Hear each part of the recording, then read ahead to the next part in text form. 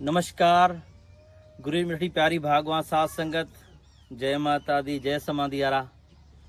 अज उहे अनमोल घड़ियूं इख़्तिताम ते आहिनि, पंहिंजी ते पुॼाइण ते आहिनि, जिन तव्हांखे बेसब्री सां इंतज़ारु हुयो। तव्हांखे ॿुधाए चुका हुआसीं त असां सतगुरु साईं कैलाशपुरी साहिब जन जी जीवनी, जीवन चरित्र, साईं जन जी पैदाइश खां वठी करे साईं जन जी हिन आरामगाह, आख़िरी जॻह जिते साईं जन विश्राम आहिनि, हिन टाइम संत हमेशह असां सां गॾु आहिनि, समाधि में विराजमान आहिनि। साईं कैलाशपुरी साहिब जन जी कथा, उन्हनि जे माता आई दादुल, साईं विशनपुरी पिता ऐं सतगुरु उन्हनि जा साईं रामपुरी ऐं साईं गणेशपुरी जेके हिते आया पहिरें दफ़े, उन्हनि सभिनी जूं कथायूं तव्हांखे विस्तार सां हिकु हिकु करे ॾींदासीं। असां इहा जेको आहे न किस्तनि ज़रिए कंदासीं, तव्हांखे एपिसोड ज़रिए तव्हांखे ख़बर पवंदी रहंदी। जंहिं असां पवित्र आस्थान ते असां बीठा आहियूं, इन जो नालो सन्यासी समाधा आश्रम आहे। सन्यासी समाधा आश्रम नालो जेको आहे, साईं जन कैलाशपुरी साहिब जन जेॾी महिल 1935 में हिते सैलाब आयो हुयो, उन खां पहिरें हिते चार दीवारी बि ॾाढी वॾी हुई, गेट हुया ऐं कमरा हुया। हिते ॿाहिरों जा जेके संत ईंदा हुया, उहे संत महापुरुष घोड़नि ते, उठनि ते ईंदा हुया या पैदल ईंदा हुया, पोइ उनखे साईं कैलाशपुरी साहिब जन हिते विश्राम कराईंदा हुया। ऐं विश्राम कराए करे हिते पोइ उते कमरनि में विश्राम कराईंदा, रसोई साईं पाण खणी ईंदा। इहा अॻिते हली करे तव्हांखे ॿुधाईंदासीं कथा, त साईं जन पाण ईंदा हुया ऐं पाण जेका रसोई खणी ईंदा हुया। ऐं उनखां जॾहिं महिल नालो जेको आहे पोइ सन्यासी समाधा आश्रम नालो पियो हुयो। त अचो त वरी तव्हांखे अंदरो नज़ारो बि करायूं था साईं जन जो, ऐं कथाउनि जी बि स्टार्टिंग कंदासीं।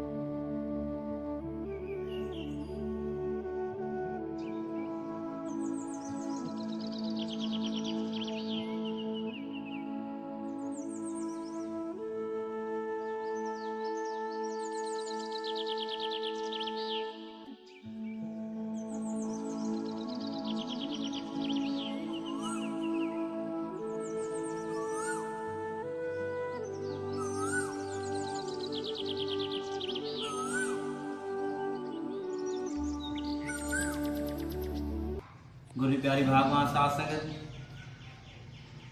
सतगुरु शहनशाह बाबा कैलाशपुरी साहिब जन जी ही आरामगाह, जिथे साईं कैलाशपुरी साहिब जन पाण विराजमान आहिनि।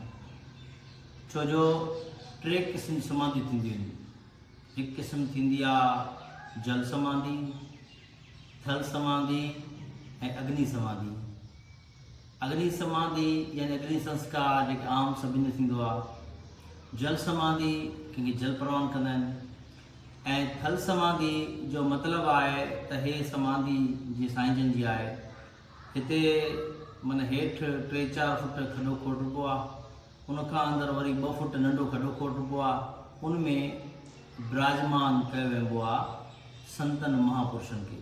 हाणे जेके तव्हां समाधि ॾिसो था हिते सतगुरु बाबा साईं गणेशपुरी, बाबा ओमपुरी, बाबा रामपुरी, साईं विशनपुरी, आई दादू साईं कैलाशपुरी अम्मा, पिता साईं कैलाशपुरी विशनपुरी, उनजी गुरु जेका साईं रामपुरी ऐं मुंहिंजा डैडी महाराज घनश्याम दास, मुंहिंजी मम्मी दुर्गा देवी, उन्हनि सभिनी ते समाधि आहे।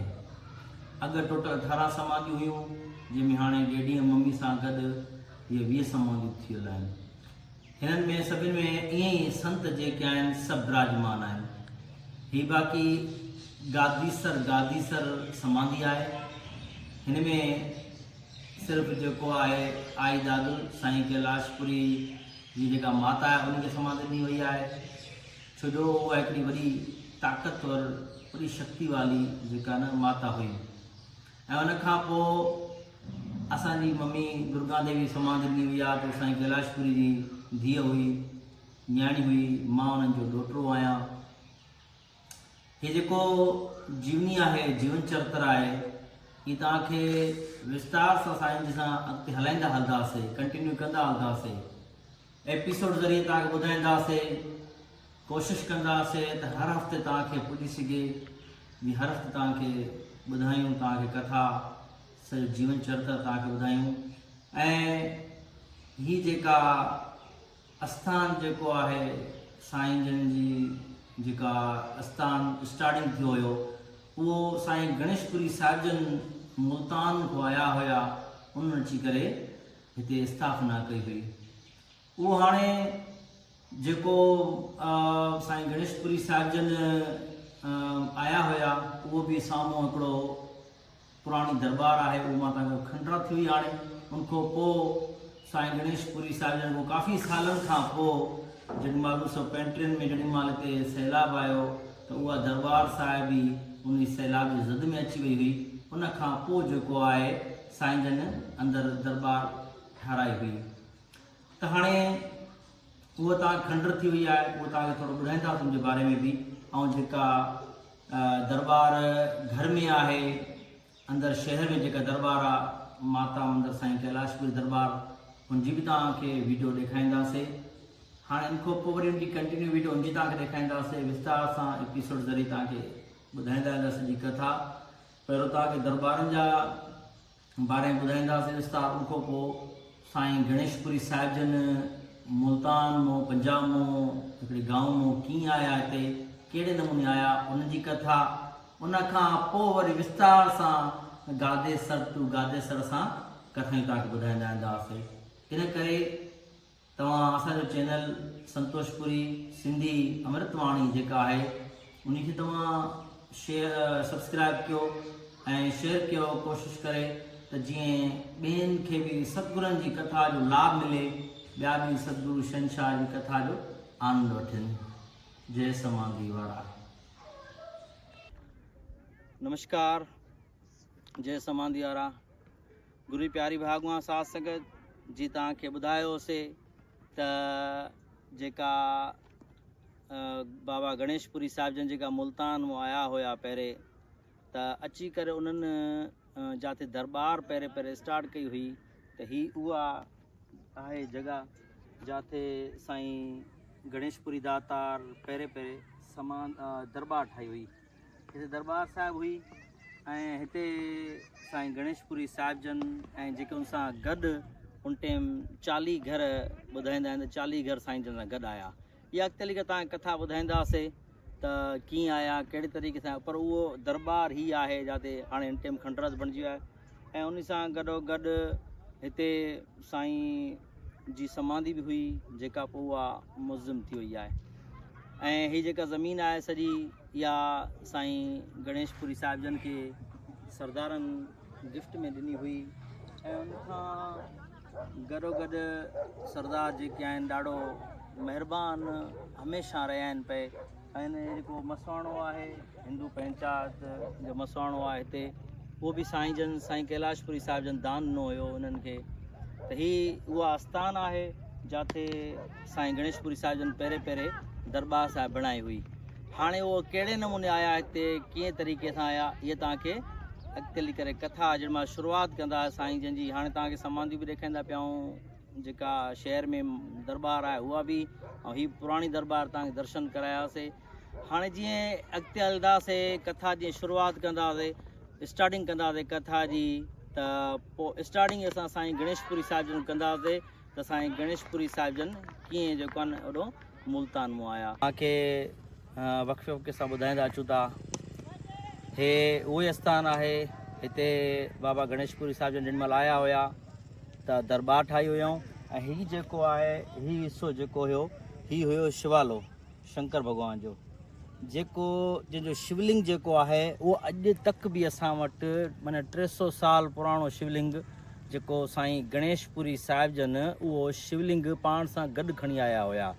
उनखां पोइ वरी हिते शिवालो ठाहियो हुयूं त हिते स्थापन कयूं उनखे शिवलिंग के वरी हितों जेको आहे न साईं कैलाशपुरी साहिब जन जेॾी महिल हिते सैलाब आयो 1935 में त 1935 में समाधियुनि खे बि डैमेज कयईं ऐं दरबार साहिब बि डैमेज थी ऐं शिवालो बि हिट थियो त उनखां पोइ साईं कैलाशपुरी साहिब जन शिवालो जेको आहे न ओॾे अंदरि स्थापन कयो ऐं शिवलिंग जेको हुयो पुराणो 300 साल पुराणो जेको साईं गणेशपुरी साहिब जो मुल्तान मां आंदो हुयो पाण सां गॾु उहो बि उते विराजमान आहे।